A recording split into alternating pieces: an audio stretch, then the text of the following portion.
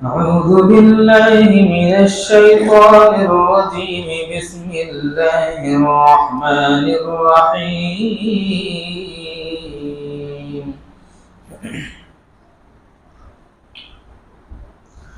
الذي جعل لكم الأرض فراشا والسماء بناء وأنزل من السماء ماء فأخرج به من الثمرات رزقا لكم فلا تجعلوا لله أندادا وأنتم تعلمون। तर्जुमा तो इसका गुज़िश्ता कल हो गया था। इमाम राज़ी रहमतुल्लाह अलैह फरमाते हैं कि ये आयत अल्लाह रब्बुल आलमीन के वजूद की दलील है, इसलिए कि अल्लाह रब्बुल आलमीन इसमें दावा कर रहे हैं कि आसमान हमने बनाए हैं, ज़मीन हमने बनाए हैं और ज़मीन से जो कुछ उगता है वो हम उगाते हैं। इमाम राज़ी रहमतुल्लाह अलैह फरमाते हैं कि किसान खेत में जो हल जोतता है और जो सिंचाई करता है, जितनी कोशिशें और जितने जतन किसान काश्तकार खेत में करता है, वो सारी मेहनतों का, जिद्दोजहद का हासिल और ख़ुलासा सिर्फ इतना है कि वो एक नाजुक तने को ज़मीन से बाहर निकलने में जो रुकावटें पेश आती है वो उसको हटाता है। इससे ज़्यादा किसान का और काश्तकार का कोई काम नहीं है। एक मामूली से छोटे से दाने को सलामत रखना, महफूज रखना और फिर उसका मुंह खोलकर उसको मासूम सी कोपल की शक्ल में बाहर लाना। हवाओं के थपेड़े चलते हैं और न जाने कैसी बर्फीली सर्द मौजें आती हैं और कभी बारिश और कभी गर्मी। इन तमाम मौसमों में उसको इन तमाम आफतों से महफूज रखना, ये काम अगर किसी का है तो अल्लाह है। जो देखना चाहे उसको अल्लाह रब्बुल आलमीन हर जगह नज़र आते हैं और अल्लाह की कुदरत उसको हर जगह दिखाई देती है। फारसी के शायर ने कहा था, हर रियाह क्या ज़मीन रोयत वहदहू ला शरीक लहू होयत। ज़मीन से जो घास भी उगती है वो ये ऐलान करते हुए निकलती है कि अल्लाह अकेले हैं, उसका कोई शरीक नहीं है। वहदहू ला शरीक लहू होयत। किसी बुद्धू से, देहाती से पूछा गया था कि अल्लाह के वजूद पर क्या दलील है, अल्लाह मौजूद है इस पर क्या दलील है। सीधे साधे आदमी ने कहा था, या सुभान अल्लाह। अरबी में सुभान अल्लाह का लफ्ज़ इस्तेमाल किया जाता है मकाम ताज्जुब पर। इमाम से भी अगर गलती हो जाए तो सुभान अल्लाह कहते हैं। मुक्तदी अल्लाह अकबर नहीं बोलेगा, अल्लाह अकबर बोलने का काम तो इमाम का है। इमाम को बड़ी बुलंद नीचे बोलो। इमाम से ये कहा जाएगा कि इमाम साहब आप कैसे कर रहे हैं, आप भूल जा रहे, बार बार भूल जा रहे हैं आप। एक रकात में बैठ जा रहे हैं आप, 3 रकात पढ़ा कर रहे हैं, कैसे कर रहे हैं इमाम साहब। हैरत हो रही इमाम साहब, सुभान अल्लाह। लेकिन हमारे यहाँ सुभान अल्लाह का इस्तेमाल मकाम ताज्जुब में नहीं होता, शाबाशी के लिए होता है। शाबाश, सुभान अल्लाह, सुभान अल्लाह। अरब हजरात उसका इस्तेमाल करते हैं मकाम ताज्जुब। अरे बैठ जा रहे हैं, खड़े रहना चाहिए। मुक्तदी इमाम को अल्लाह अकबर कहे, ये कहीं भी किताबों में नहीं मिलेगा। मुक्तदी को है हुक्म कि वो सुभान अल्लाह है। अब इंडिया का आदमी सुभान अल्लाह जब कहेगा तो उसको ऐसे कहेगा जैसे मुशावरा में कहेगा सुभान अल्लाह सुभान अल्लाह, क्या अंदाज है, बहुत खूब। बात की थी, जब सुबह तस्वीर आ गई तो उसको बता दी। बात हंसी की नहीं थी, हंसना होना भी नहीं, खुश मिजाज रहना चाहिए।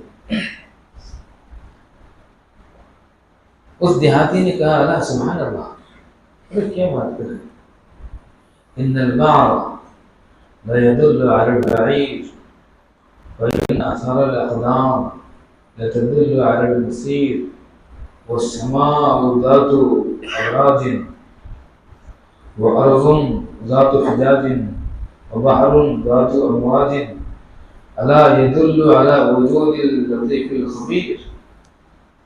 देहाती उसको उर्दू कहते हैं, बदवी कहते हैं, अरबी कहते हैं। उसने कहा अरे कैसी बात कर रहे हैं, कैसी बात कर रहे हैं, मेंगनिया बताती है कि इस रास्ते से उड़ गया है, लीद बताती है कि इस रास्ते से मुड़ गया है, निशानों के कदम बताते हैं कि इस रास्ते से कोई गया है।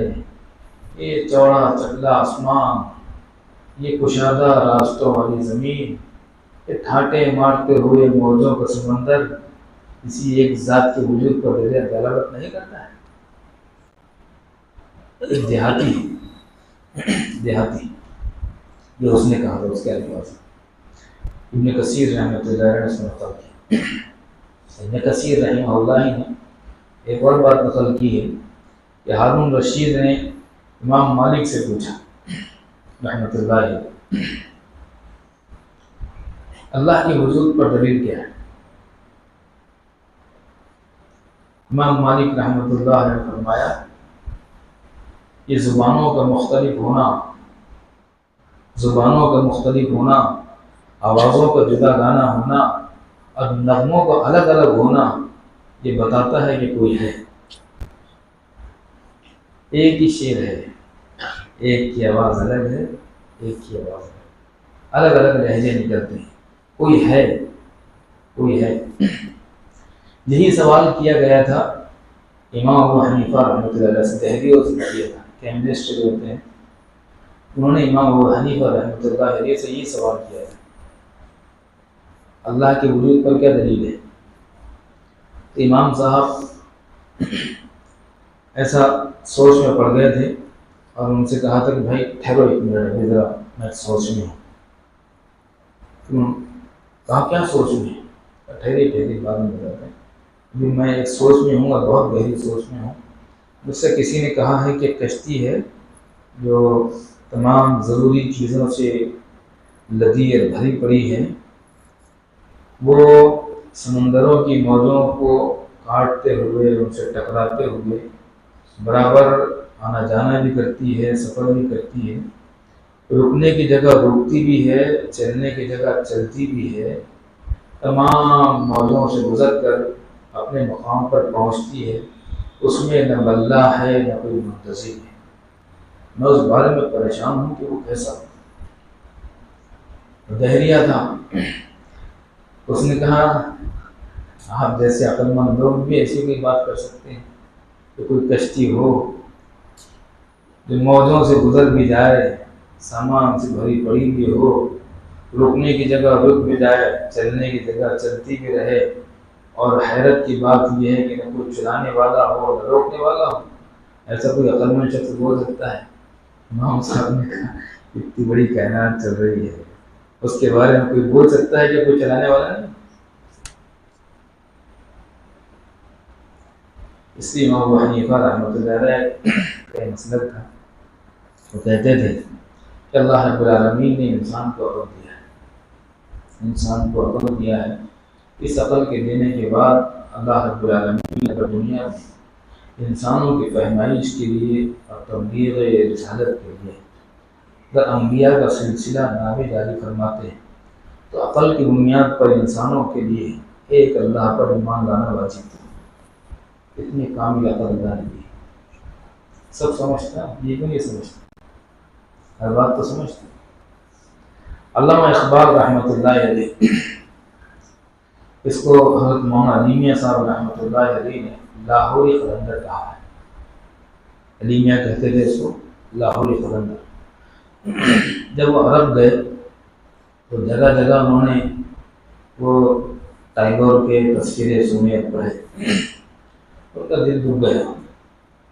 ये मेरे नबी की ज़मीन है, ये मेरे नबी का शहर है, ये कुरान की ज़मीन है, मोहब्बत वही है, ये अनवारात रब्बानी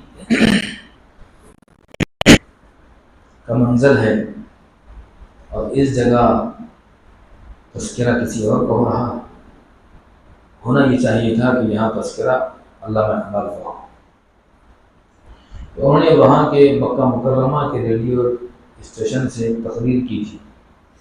उस तकरीर का नाम था मोहम्मद इक़बाल फ़ी मदीनतिर रसूल। अल्लामा इक़बाल दरे रसूल पर।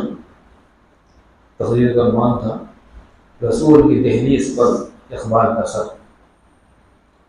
पूरी जामे तकरीर की थी, क्योंकि तकरीर बराए नाम नहीं थी, तकरीर ऐसे दर्द में डूबी हुई तकरीर। मुझे नहीं अच्छा लगता कि यहाँ तस्करे किसी और के हो। मेरा ख्याल ये है यहाँ तस्करा अगर हो तो हक़ है कि वो तस्करा अल्लामा इक़बाल का होना चाहिए। अल्लामा इक़बाल ने जो शेर कहा था, उस शेर को अल्लामा इक़बाल के शेर को उर्दू में नकल करते थे अली मियां साहब, बवाम के दोहल करते थे। कहते थे इन्नल ला वजूद लिल आलमिल अरबी बिल हुदूद वस्सुरूर इन्नमल आलमुल अरबी बिल मुहब्बतिल अरबी। अली मियां अल्लामा इक़बाल ने कहा था, नहीं है हुदूद और सुरूर कुछ इसका, यानी यहाँ से अमरावती ख़त्म हो गई, यहाँ से अकोला शुरू हो गया। सरहदें रहती हैं कि ये सरहद अमरावती की है और ये सरहद अकोला की है। ये सरहदें बता देती है कि अब शहर बदल गया, मुल्क बदल गया।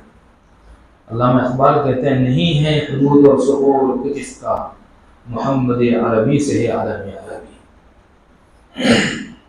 आलम अरबी जो अरबी बना है वो इसलिए नहीं बना है कि वो अरब के टुकड़े में आया है, वो इसलिए बना है कि मोहम्मद रसूलुल्लाह सल्लल्लाहु अलैहि वसल्लम उसके हिस्से में। इसलिए तो तालीम जहाँ होगी वाक़ई में अरबी होगा। बहरहाल अली मियां ने इक़बाल का तारुफ करवाया, काबिल तारुफ भी है इक़बाल। इक़बाल के उस्ताद थे प्रोफेसर आर्नल्ड, प्रोफेसर के उस्ताद थे। वो चले गए थे वहाँ, इक़बाल उनसे मुलाकात के लिए वहाँ स्पेन गए थे, लंदन गए थे। लंदन वहाँ उन्होंने उनसे गुजारिश की थी, क्योंकि वो ईसाई थे, हमारा जहाँ तक ख्याल है वो ईसाई थे। Professor Arnold, mister Thomas walker Arnold. तो उन्होंने मुझसे गुजारिश की थी मस्जिद कर्तबा की मुझे ज़ियारत के लिए आप कोशिश कीजिए। अल्लामा इक़बाल ने प्रोफेसर आर्नल्ड की फिर कोशिशों से मस्जिद कर्तबा में दाखिले की परमिशन हासिल की थी। इक़बाल को परमिशन तो मिल गई थी, मस्जिद कर्तबा में जा सकते हैं। मस्जिद कर्तबा पता है, तारीख़ मालूम तो गया। मस्जिद कर्तबा स्पेन की बाबरी मस्जिद है, जहाँ ये बना है वहाँ चर्च बना है, बहुत बड़ी, जिसके 1000 दरवाजे हैं, 1000 खिड़कियाँ हैं। इस अंदाज से बनाया गया था कि सूरज हर रोज़ एक नई कमान से निकलता था। बहरहाल अल्लामा इक़बाल ने प्रोफेसर आर्नल्ड के तवस्सुस से मस्जिद कर्तबा में दाखिले की इजाज़त तो हासिल कर ली थी, लेकिन इक़बाल से ये कहा गया था कि जब अंदर जाओ तो अंदर से दरवाज़ा बंद कर देना। अल्लामा इक़बाल ने अंदर से दरवाज़ा बंद कर दिया था, लेकिन जो मंजर उन्होंने देखा था वो मंजर देख कर अल्लामा इक़बाल बेहोश हो गए थे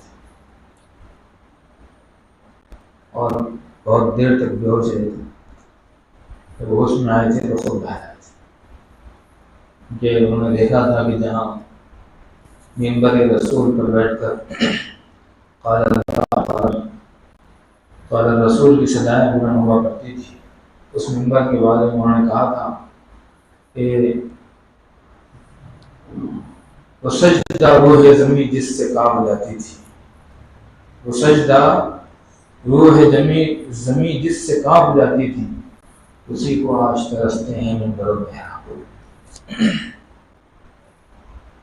तो बहरहाल वो मज़ीद तौबा की एक बड़ी नज़म भी है, वो पढ़ना चाहिए। इकबाल का गर्दौन आदमी था, दाढ़ी से रह गया बस। दाढ़ी के बाद कोई माकूल जवाब उन्होंने जिंदगी में कभी नहीं दिया, पता नहीं क्या राज था, अल्लाह ही जानता। किसी को कोई माकूल जवाब जिंदगी में कभी भी नहीं दिया, लेकिन था इतना बड़ा कि बड़े बड़े कलंदर इकबाल की ठोकर गिरते थे। बड़े बड़े आलिम, बहुत बड़ा जो मुनाज़रा तय हुआ था ना, तो मौलाना मंजूर नौमानी साहब जैसी शख्सियत ने उस मुनाज़रे का जज अल्लामा इकबाल को तय किया था। जज अल्लामा इकबाल रहे, इतना बड़ा अल्लामा इकबाल ने मज़मून लिखा था। आज तक इतना पावरफुल है, दुनिया कादियानियत 800 साल उम्र होते जा रहे हैं, आज तक उसका जवाब नहीं दे सकी। अल्लामा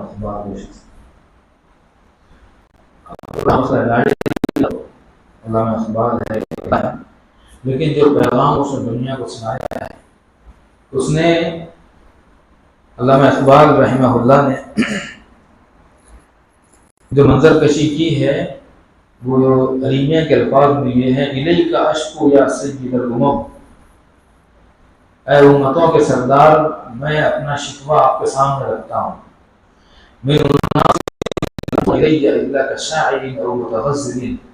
ऐसे लोगों की मैं आपके सामने शिकायत कर रहा हूँ जिनको मैं आपका दर्द और आपका पैगाम अशआर की ज़ुबान में सुनाना चाहता हूँ, और वो मुझसे गज़ल की फरमाइश करते हैं। ये अखबार तो अखबार नहीं है, अखबार का नाम आ गया तो इतनी बातें आ गई। हाजी मेहताब थे नगीना के, यहाँ के नूह ज़िला राजस्थान। हाजी मेहताब अब्दाल थे, अब्दाल मैसूर। उनको कोई नहीं करता। एक जमात पड़ोस मुल्क जा रही थी जिसमें मरकज़ के तमाम अकाबिरीन थे, तमाम अकाबिरीन एक साहब को छोड़कर, क्योंकि उन्होंने भेजा था, वो नहीं थे, बाकी सब थे। तो वो अपने काम में रहते थे और ये जमात अपना काम करती थी, उनको कोई कुछ बोलता नहीं था। जब जमात लाहौर पहुंची, हाजी मेहताब साहब आए इनके पास, जिम्मेदारों के पास। 4 महीने के लिए गई थी जमात, पूरे मुल्क का दौरा करने के। हाजी जी ने कहा, मैं इकबाल की खबर से हुआ हूँ, तो उनको कोई मना नहीं कर दिया। हाजी साहब आ जाइए ना, आ जाइए जरूर। अब उनका कश्फ क़ुबूर मशहूर था, कश्फ क़ुबूर उनका मशहूर था। तो वो गए, वापस आए, तो जिन लोगों ने उनसे पूछा, उनके भी नाम हमें मालूम, उनका इंतकाल हो गया। जो बड़े थे, बहुत बड़े थे, उनका इंतकाल हो गया, नाम किसी का नहीं ले रहे हैं। तो उन्होंने पूछा, हाजी जी क्या देखा, हाजी जी क्या देखा? तो हाजी मेहताब जब मजदूर और प्रधान थे, उन्होंने कहा, वली तो बहुत देखे, डड़मुंडा वली ये देखा, वली तो बहुत देखे। हम भी सुनाते हैं आपको इकबाल का, लेकिन ये वक्त सुनाने का वक्त ख़त्म हो रहा है। सुनाना ये था कि इकबाल के वक्त ज़्यादा हो गया, कल सुनाएं इंशाल्लाह, है ना? सुना दे। एक गैर मुस्लिम इकबाल के दरवाजे पर आया, दस्तक दी, दरवाज़ा खोला इकबाल। वो मशहूर आदमी था, इकबाल से मिलने जो आएगा इकबाल की टक्कर का होगा, छोटा मोटा तो नहीं। दरवाज़ा खोला इकबाल ने, इकबाल से पूछा ये घर इकबाल का है? तो इकबाल ने कहा नहीं, तो बंद करो। वो चले गए थोड़ी दूर, कुछ लोगों से पूछा कि अल्लामा इकबाल का घर कौन सा, डॉक्टर इकबाल का घर, सर मोहम्मद इकबाल का घर कौन सा? उन्होंने कहा कि वो, उसने अंदाजा लगाया कि अभी तो गए तो, फिर चला गया। फिर दस्तक दी, दरवाजा इकबाल ने खोला, पूछा डॉक्टर सर मोहम्मद इकबाल का घर यही? अल्लामा इकबाल ने कहा नहीं, ये घर नहीं, बंद। चले, वो कुछ दूर चले गए और एक आध गली आगे चले गए। पान ठेला था, उस पान ठेले पर पूछा ये डॉक्टर इकबाल, अल्लामा इकबाल, शायर इकबाल, फलसफी इकबाल, उसका घर कौन सा है? तो कहा देखिए यहाँ से चौथे नंबर का घर इकबाल का है। कई लोग कई मरतबा पहुंचा चुके थे, बाद में एक ने पहुंचा भी दिया मुझे पकड़ कर ये। वो घर गिनते गिनते भी गए, 1 2 3 4 आने जी तो है, उनको नहीं बोले। अब जिसने लेकर गए वो भी साथ में था। खटखटाया दरवाजा, इकबाल ने दरवाजा खोला, ये घर इकबाल का है? इकबाल ने कहा नहीं। कहा तुम अकेले कह रहे हैं कि इकबाल बनी है? वो पान ठेले वाला बोल रहा है, ये बच्चा बोल रहा है, वो लोग बोल रहे हैं, वो सब दुकान वाले बोल रहे हैं, जिस जिस से पूछ रहा हूँ सब बोल रहे हैं कि ये घर इकबाल का है, तुम कह रहे इकबाल का नहीं। अल्लामा इकबाल ने कहा ये सब लोग बोल रहे हैं कि ये घर इकबाल का है तो वो इकबाल का हो गया। सारी कायनात चिल्लाकर बोल रही है कि ये कायनात अल्लाह की है तो वो समझ नहीं आता। सारी कायनात चीख रही है कि इसका पैदा करने वाला कोई है। अल्लज़ी जअल लकुमुल अर्ज़ फ़िराशा वस्समाअ बिनाअ वअंज़ल मिनस्समाइ माअ फ़अख़रज बिही मिनस्समराति रिज़क़न लकुम फ़ला तजअलू लिल्लाहि अंदादा वअंतुम तअलमून। उसके साथ किसी को शरीक न बनाओ। सुब्हानल्लाह व बिहम्दिही, अस्तग़फिरुल्लाह।